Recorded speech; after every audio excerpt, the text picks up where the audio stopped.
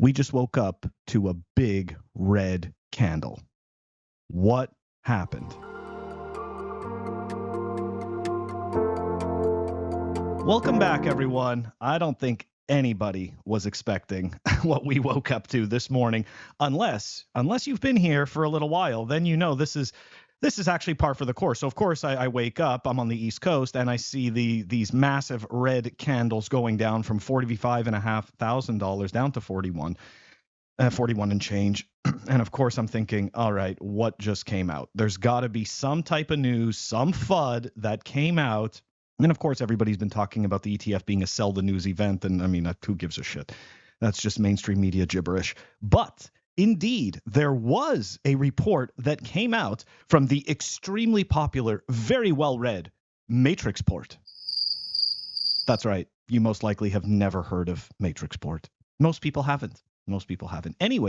Anyways, let's dive into it because it's a little bit shady what this company did. But as you'll see who runs it, you will then understand why the FUD occurred. The block releases this article this morning. SEC will reject all Bitcoin spot ETFs in January, says Matrixport analyst. And oh my gosh, that's it. I'm dumping. So here we go. Matrixport analyst Marcus Thielen said the Securities and Exchange Commission will likely reject all Bitcoin spot ETF proposals this month. Thielen argued the applications still fall short of critical requirements that must be met before the SEC can approve them. Now, shout out to Glenn Hoddle. I think he was the first one to start picking this story up today. And this is pretty interesting, right? So here's a tweet from him. Matrix Daily Insight, ETF approval imminent. Matrixport Weekly Insight. So keep in mind, the Daily Insight, the Weekly Insight. SEC will reject the ETFs. Same date stamp. Okay? So here, let's show it to you guys. Right? Tuesday, January 2nd. Spot ETF approval imminent. January 2nd, the SEC will reject. Now, the one that they went with, obviously, is that the SEC will reject the spot Bitcoin ETF. Now, so I went to go take a look at the website. Unfortunately, you can't really navigate through it. It just kind of freezes and screws up. So the owner of this company may want to invest in a better web team that has a proper that can help with a proper user experience. You can't scroll, you can't see anything, but on your phone it works great. And as a result, we were able to see who runs this company, and I think a lot of people are going to be very surprised, or not. All right, so here is the company page of Matrixport, and you'll notice that first name on the list, Jihan Wu. And you may say to yourself, that name sounds familiar. That name sounds familiar.